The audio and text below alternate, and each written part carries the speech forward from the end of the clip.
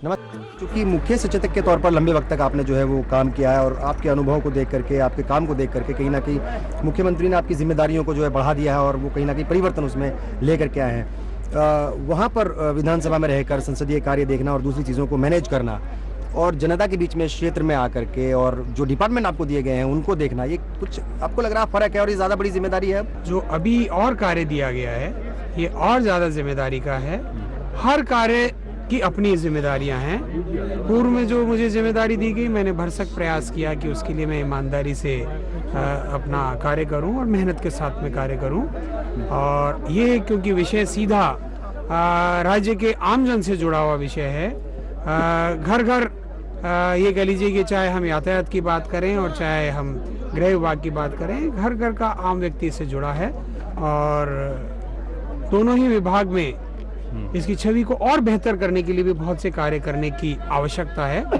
मैं मेरा पूर्ण प्रयास रखूंगा कि सकारात्मक दृष्टिकोण रखते हुए कुछ इस प्रकार के कदम उठाए जाएं जिसका लाभ न सिर्फ विभाग की छवि और बेहतर होने के क्रम में मिले बल्कि राज्य के आम जन भी बेहतर वातावरण जी उसको मिला ये महसूस करें। बिल्कुल। अगर हम गृह मंत्रालय की बात करें तो मुख्यमंत्री मुख्य रूप से उसको देख रहे हैं और उनके साथ रह करके आपको काम करना है। आपको लगता है ये चुनौती ज़्यादा बड़ी है? हर वक्त मुख्यमंत्री के निर्देश पर काम करना होगा, उनसे सामंजस्य बिठाना होगा और कहीं ना कहीं आपके ऊपर ज़्यादा निगाह होगी मुख्यमंत्री के अगर लेवल पर हम देखें तो आपके ऊपर ज़्यादा निगाह होगी। आप सही फरमा रहे हैं, लेकिन मैं आपको ये निवेदन करना चाहता हूँ कि माननीय मुख्यमंत्री महोदय संवेदनशील होने के साथ साथ सहृदय हैं। वो शख्सियत हैं जो कार्यकर्ता को तैयार करने में विश्वास करते हैं। मुझे पूर्व में क्योंकि विधानसभा में भी लगातार 3 वर्ष उनसे सीधा जुड़ा रहने का अवसर मिला और हर समय उन्होंने प्रेरित किया। अगर कोई एक लेटर ड्राफ्ट भी करना होता तो मैं देखता कि खुद पेन लेकर के ड्राफ्ट करने लग जाते, उसकी कमियों को सुधारने लग जाते। तो मुझे उनका सानिध्य प्राप्त होगा, ये मेरे लिए गौरव की बात है और मैं प्रयास करूंगा कि उनके मार्गदर्शन में मैं राज्य की बेहतरी के लिए कार्य करने में अपने आप को समर्पित रखते हुए अपना समय दूं। विधायक बनने से पहले पार्टी और संगठन में भी सक्रियता से काम कर रहे थे वीरेंद्र बेनीवाल। इनकी काबिलियत और इनके व्यवहार के सभी कायल हैं। पार्टी आलाकमान भी इनके व्यक्तित्व से प्रभावित है। इसके लिए सोनिया गांधी भी इन्हें सम्मानित कर चुकी हैं। गृह राज्य मंत्री वीरेंद्र बेनीवाल हमेशा ही सादगी को पसंद करते हैं। इनके पहनावे, बातचीत और खान पान सभी में सहजता और सादगी की झलक मिलती है। एक चीज़ और मैंने सुनी है, मैंने लोगों से बात की है, वो बता रहे थे कि ना तो आप चाय पीते हैं, ना कॉफ़ी पीते हैं, ना कोल्ड ड्रिंक और जो है बीड़ी, सिगरेट, तंबाकू, जितनी भी इस तरह की चीज़ें हैं उन सब से जो दूर रहते हैं। कैसे दूर रख पाते हैं खुद को? क्योंकि कहीं ना कहीं आदमी कुछ ना कुछ तो ले ही लेता है। हमारी इच्छा शक्ति में कमजोरी होगी तो हम दूसरे के दबाव में, दूसरे की मनुहार में, जिसको कहना चाहिए, कुछ ना कुछ ले लेंगे। लेकिन लगभग जो मेरे से जुड़े हुए हैं सब भी इस बात को जानते हैं कि चाय और कॉफी, जो कि आजकल प्रचलन में बहुत ज्यादा है, चाय की जगह कॉफी भी आजकल गांव-गांव, घर-घर मिलने लगी है। उनको पता है कि ये इससे दूर रहते हैं, तो वो इसके लिए अब मेरे को इंसिस्ट भी नहीं करते हैं और खुद को भी अच्छा लगता है। मैं ये मानता हूँ कि किसी भी चीज की हैबिट नहीं होनी चाहिए। किसान के बेटे हैं, लिहाजा कई बार बंगले पर बागवानी भी कर लेते हैं। मंत्री जी ज्यादा पूजा पाठ में यकीन नहीं करते, सभी धर्मों का समान आदर करते हैं, मानव सेवा को ही सबसे बड़ा धर्म मानते हैं। राष्ट्रपिता महात्मा गांधी को अपना आदर्श मानने वाले वीरेंद्र बेनीवाल मुख्यमंत्री अशोक गहलोत के व्यक्तित्व से भी खासे प्रभावित हैं। ज्यादातर जयपुर में रहने वाले वीरेंद्र बेनीवाल हफ्ते में 1-2 दिन के लिए क्षेत्र में जरूर जाते हैं, तो आज भी निकल पड़े हैं अपने क्षेत्र के लिए। बीकानेर जाने के लिए मंत्री जी अक्सर ट्रेन से सफर करते हैं। देर रात जयपुर से रवाना होकर अल सुबह बीकानेर पहुंच चुके हैं। सुबह होते ही हम भी पहुंच जाते हैं बीकानेर स्थित इनके निवास पर। मंत्री जी से एक बार फिर मुलाकात होती है। इस दौरान क्षेत्र के कई लोग अपनी समस्याएं लेकर यहाँ पहुँचते हैं। कई लोग मंत्री जी का स्वागत करने पहुँचे हैं, तो कई इन्हें अपने क्षेत्र में आने की दावत देते हैं। वीरेंद्र बेनीवाल सभी से बड़ी ही सहजता से मिलते हैं, एक एक कर सभी की बातें और समस्याएं सुनते हैं। हमेशा उसूलों की सियासत करने वाले गृह राज्य मंत्री वीरेंद्र बेनीवाल कभी किसी एक पक्ष की बात नहीं सुनते, हमेशा दोनों पक्षों की दलील सुनकर ही फैसला सुनाते हैं। लोग इनके उसूलों की कद्र भी करते हैं। यहाँ आए लोगों से बातें करने और थोड़ा फ्री होने के बाद कुछ देर के लिए अखबार की सुर्खियाँ देखते हैं। और इसके बाद निकल पड़ते हैं क्षेत्र के दौरे पर। आज दिन भर क्षेत्र के दौरे पर रहेंगे गृह राज्य मंत्री वीरेंद्र बेनीवाल।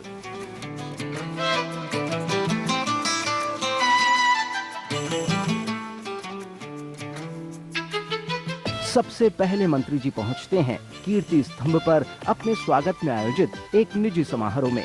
लोग बड़ी गर्मजोशी से मंत्री जी का स्वागत करते हैं। कोई फूल मालाएं पहनाता है तो कोई साफा पहनाकर इनका आदर सम्मान करता है।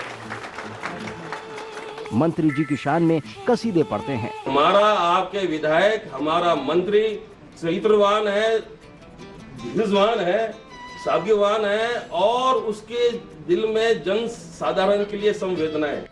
इस मौके पर मंत्री जी भी अपनी बात रखते हैं। मैं आपको यही इस मौके पर निवेदन करना चाहता हूं कि जो जिम्मेवारी आप सबने देकर के मुझे आगे ला करके इस मुकाम तक पहुंचाया है, ये आज अभिनंदन समारोह आप मेरा कर रहे हैं, सही मायने में ये आप सबका होना चाहिए क्योंकि इसके पात्र आप सब। समारोह के बाद एक आम आदमी की तरह कुर्सी पर बैठकर भोजन करते हैं। यहाँ लोगों से मिलने और उनसे बात करने के बाद अब यहाँ से रवाना होते हैं और पहुँचते हैं शहर में स्थित अपने पिता स्वर्गीय श्री भीमसेन चौधरी की समाधि पर। पिता को नमन करने और उनकी मूर्ति पर फूल मालाएं चढ़ाने के बाद यहाँ से रवाना होते हैं और पहुँचते हैं बीकानेर परिवहन भवन। यहाँ मंत्री जी रिकॉर्ड ट्रैकिंग भवन का शिलान्यास करते हैं, भूमि पूजन में शरीक होते हैं।